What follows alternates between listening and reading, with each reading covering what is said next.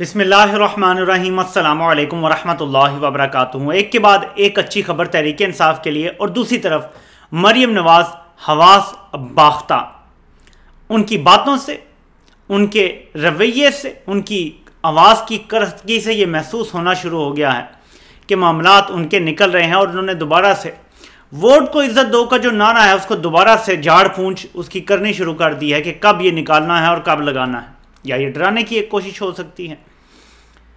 शहबाज गिल की ज़मानत मंजूर हो गई है, बल्कि उनकी रिहाई के लिए रोबकार भी जारी कर दिए गए हैं और उनको अब से कुछ देर बाद, जब मैं ये रिकॉर्ड कर रहा हूँ, रिहा कर दिया जाएगा। इसके बाद इमरान खान का जो दहशत गर्दी का मुकदमा है उसकी समाअत के दौरान जो सूरत हाल वाज़ेह हुई है उससे यही नज़र आ रहा है कि अगर तो हुकूमत कोई सॉलिड ग्राउंड पेश ना कर सकी, पीर के दिन जो बुलाया गया है JIT के सरबराह को, कोई सॉलिड ग्राउंड ना मिला दहशत गर्दी के मुकदमे का, तो ये मुकदमा भी ख़त्म होता, क्वाश होता नज़र आ रहा है, ये FIR क्वाश होती नज़र आ रही है। लेकिन इससे पहले कि मैं थोड़ी बात करूं कि मरियम नवाज़ का रवैया क्यों ऐसा सख्त हुआ है, क्योंकि इस मुल्क का सिस्टम बड़ा अजीब है, ख़तरनाक तरीके से ये ऑपरेट करता है। जब नवाज शरीफ ने पहले गालियां दी थी तो वो रजामंदी से दी थी, ये याद रखें। नवाज शरीफ में इतनी हिम्मत नहीं है कि बेटी पाकिस्तान हो और वो गालियां देनी शुरू कर दें ताकतवर लोगों को, ये नहीं हो सकता। ये सर्टन थपकी और रजामंदी के बाद हुआ था। आज फिर मरियम नवाज ने सख्त बात की है। गौर करें ज़रा इस सारी सूरत हाल को, मैं डॉट्स कनेक्ट करके आपके सामने रखता हूँ। एक तरफ अदालत इमरान खान को ज़मानत देती है, एक अदालत, फिर एक अदालत में इमरान खान को दहशतगर्दी के मुकदमे में रिलीफ मिलता नज़र आ रहा है। एक अदालत शहबाज गिल को भी ज़मानत दे देती है, और इस तरह के बहुत सारे वाक़यात। और फिर वही अदालत जो मिसिंग पर्सन था एक, उसको बरामद करवा देती है 20 घंटे के अंदर अंदर। तासुर एक बन गया है कि यह आज़ाद अदालत है। अल्लाह करे कि ये तासुर ना बना हो, बल्कि हकीकत में ऐसे ही हो। मैं कोई तौहीन करने का मेरा मूड नहीं है, मैं सिर्फ इस मुल्क का जो पास सिस्टम चलता रहा आपको वो डॉट्स कनेक्ट करके बता रहा हूँ। अब ये एक तासुर बन गया है, इस पर नया तड़का मरियम नवाज ने लगा दिया है ये कहकर कि इमरान खान ने ये जो इनस्विंग करने की बात की है, ये उनके कोच, किस कोच से उन्होंने ये मदद ली है। और फिर जब पूछा गया कि कौन ये, तो उन्होंने कहा ये भी कोच कर रहे होंगे, वरना हम इमरान खान को 3 दिन में इमरान खान को हम सेट कर सकते हैं। 3 दिन में अगर इनको पीछे से, यानी ये लाडले ना हो, तो पूछा गया कौन है पीछे, उनका ये कोच ही है। वही दोबारा से बयानिया शुरू हो रहा है। जब ये सब इकट्ठा हो जाए तो फिर मुस्तकबिल में जैसे तौहीन अदालत का एक मुकदमा है या आगे कोई और मुकदमा बनना है जिसमें इलेक्शन कमीशन या FIA काम कर रहा है, इस मुकदमे में फिर जब कोई फैसला आएगा तो कोई उंगली नहीं उठा सकेगा कि ये आज़ाद अदलिया नहीं है। बस सिर्फ मैंने आपको इशारतन कुछ बात बताई है कि इस मुल्क का सिस्टम कैसे चलता है। अब आती हैं जो सामने सामने चीज़ें उन पर। आज इमरान खान, अब जब ये वीडियो रिकॉर्ड कर रहा हूँ, अभी से थोड़ी देर बाद खिताब करेंगे कौम से, उसमें उन्होंने अपना आइंदा का लाएअमल देना है, अहम तरीन बातें करनी है, क्योंकि उन्होंने मीटिंग कॉल कर ली है फाइनल लॉन्ग मार्च के लिए। ये लॉन्ग मार्च इस्लामाबाद की तरफ होगा या सारे शहर बंद कर दिए जाएंगे, ये भी सब कुछ पता चल जाएगा। हफ्ते वाले दिन इमरान खान ने फाइनल मीटिंग तलब कर ली है अपनी पार्टी की। एक तरफ ये हो रहा है, दूसरी तरफ अचानक मीडिया पे आपने देखा होगा, इवन जियो पे हुकूमत के खिलाफ बातें होना शुरू हो गई हैं, इनसे मैशत नहीं चल रही। ये जो तब्दीली हवाओं की है ना, इससे एक चीज़ समझ आती है कि जिन्होंने ये सब किया था, और एक बड़ी ज़बरदस्त आई थिंक फ्रिया इदरीस साहिबा ने ट्वीट की थी शायद, अगर मैं गलत नहीं हूँ, और मुझे वो बात सही लगी बिल्कुल।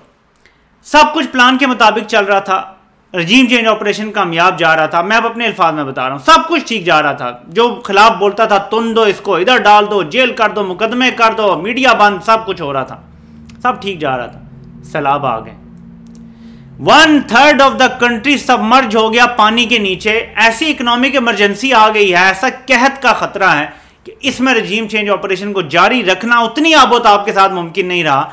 चल रहा है, स्टिल चल रहा है, मैं ये नहीं कह रहा खत्म हो गया। उस आबोताब के साथ जारी रखना जब यह सूरत हाल हो कि मुल्क आपका तबाही के धाने पे हो। एक एस्टिमेट के मुताबिक $30 अरब का नुकसान होगा पाकिस्तान को।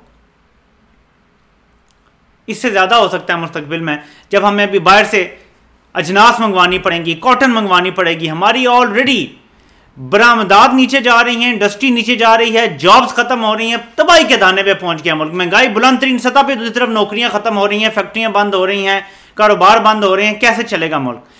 इस सूरत हाल में ज़ाहिर रजीम चेंज ऑपरेशन को थोड़ा सा स्लो होना है, ये हो ही नहीं सकता कि वो फुल स्पीड से चलता रहे। इस सूरत हाल में चीखना बनता है नून लीग का, जब उन्हें नजर आना शुरू हो गया है कि हमारा एंड और अंजाम करीब हो गया है। शहबाज गिल को जमानत तो मिली है, उसमें रिमार्क्स भी बड़े इंपॉर्टेंट हैं कि, और ये कानून मैंने आपको एक वीडियो में पढ़ के भी सुनाया था कि अगर कोई बंदा किसी से राब्ता करे फौजी से और उसे उकसाए तो वो तब बनती है, ये जो इस पे दफा लगाएगी ये शहबाज गिल पे। वो आज सुप्रीम हाई कोर्ट के जज साहब ने भी ये बात की, उन्होंने ये रिमार्क दिया कि उन्होंने ये बात तो की है लेकिन उनका कोई राब्ता साबित करें। अब आपको अच्छी तरह याद होगा शहबाज गिल का फोन ढूंढने वाले कह रहे थे कि हम फोन ढूंढना चाहते हैं कि शहबाज गिल की कब कब किन किन ऑफिसर से मुलाकातें हुई हैं। बात एक ही ऑफिसर की करते हैं कि उनकी इमरान खान से कब मुलाकातें हुई हैं, लेकिन बहाना यही था। अगर ये वो मुलाकातें साबित कर सकते हैं ना तो अपने ऑफिसर को भी रगड़ना पड़ता, सिर्फ इमरान खान या शहबाज गिल को ना रगड़ सकते। तो फिर जूनियर ऑफिसर्स को उन्होंने ढूंढना था कि जी इनसे राब्ते थे, नहीं हो सकता, किसी को नहीं रगड़ सकते वरना इदारे के अंदर मसले हो जाते हैं। तो झूठा केस बनाने के लिए भी बड़ा सेक्रीफाइस देना पड़ता है, इदारे के अंदर खराबी पैदा करनी पड़ती, जो कि जाहिर है कि किसी को लिए काबिल कबूल नहीं हो सकती। तो इसलिए ये केस बनता ही नहीं था शहबाज गिल पे। तो अब देखते हैं कि आगे क्या होता है। फिलहाल उन्हें बाद गिरफ्तारी जमानत मिली है, आगे केस चलेगा। उम्मीद यही नजर आ रही है कि जो अदालत है जहां पे ये मुकदमा चल रहा है वो अदालत ही ये मुकदमा ख़त्म करके बरी कर देगी और हाई कोर्ट में अपील की ज़रूरत ही नहीं पड़ेगी।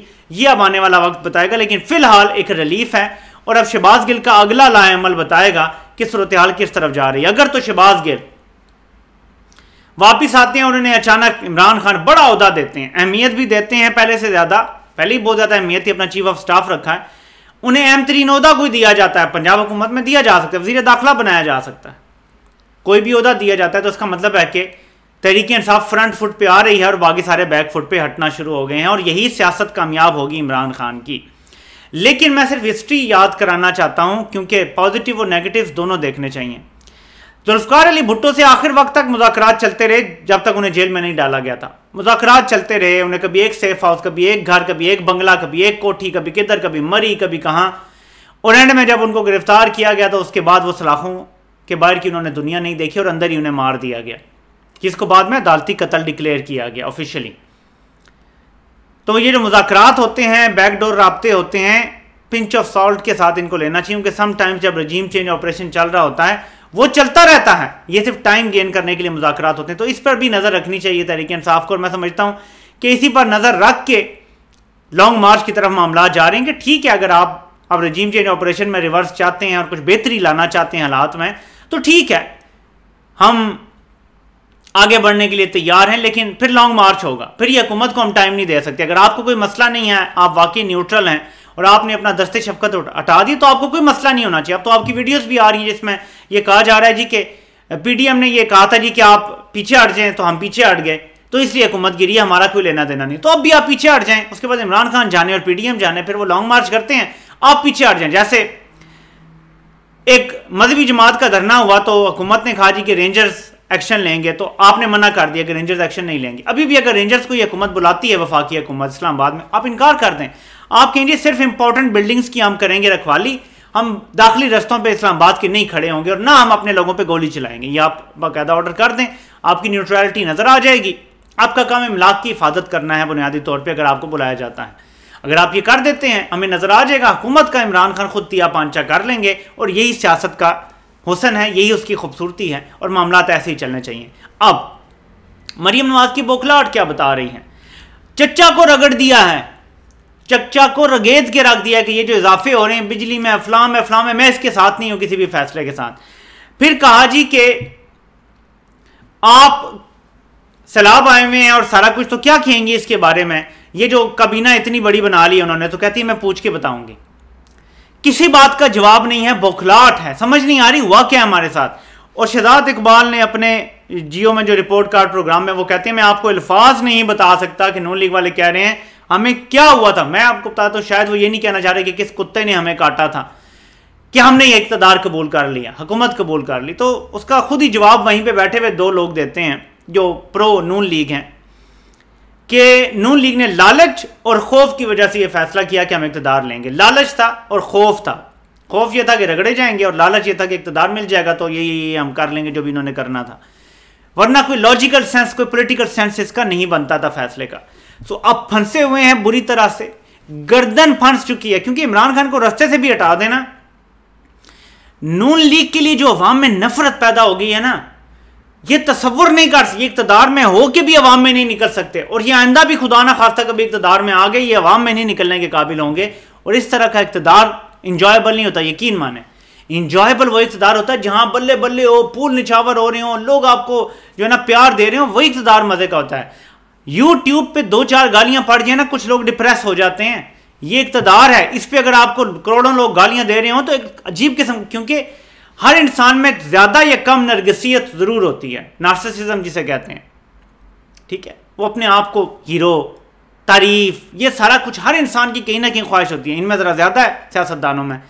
तो जब इनकी तारीफ के बजाय गालियां पड़ रही होंगी, इनकी हालत देखें क्या होगी दिमागी। नींद की गोलियां, वैसे नहीं कुछ असहाब के बारे में कहा जा रहा है कि कुछ साहिबान जो हैं वो नींद की गोलियां खा रहे हैं, वो इसीलिए खा रहे हैं, गालियां जब पड़ती हैं, जब अवामी नफरत का सामना होता है तो आपको सुकून की नींद नहीं आती, नींद उड़ जाती है। तो ये सूरत हाल है इस टाइम। नून लीग बुरी तरह से फंसी हुई है और तहरीक इंसाफ अपनी पॉपुलैरिटी की पीक पे वापस आने के लिए तैयार बैठी है, स्ट्राइक बैक करने के लिए तैयार बैठी है। राना सनाउल्लाह ने बड़े बड़े बयान दिए हैं, लेकिन इन बयान के पीछे मुझे खाली मोली बयानात ही लग रहे हैं कि जी हम देख लेंगे, इस बार इमरान खान को छोड़ेंगे नहीं, इस बार अगर आया तो हम निकलने भी नहीं देंगे, पिछली बार वापस जाने दिया था, इस बार वापस भी नहीं जाने देंगे। ये बड़के हैं, इस बार ये कुछ भी नहीं कर सकते। आपको होता हुआ नजर आएगा कि इस बार इंसानों का समंदर पहुंचेगा और इनको खसो खाशाक की तरह बहा के ले जाएगा। ये होता हुआ नजर आ रहा है, ये ग्राउंड रियलिटी है। इमरान खान इनके लिए वो अजदाहा है जो इनको सालम निगलने के लिए तैयार है और इनके पास भागने और छुपने का कोई रास्ता और कोई ठिकाना नहीं है। आपसे इंशाल्लाह फिर मुलाकात होती है। अल्लाह पाक आप सबका हामी और नासिर हो। आप सबको सुनने का बहुत बहुत शुक्रिया।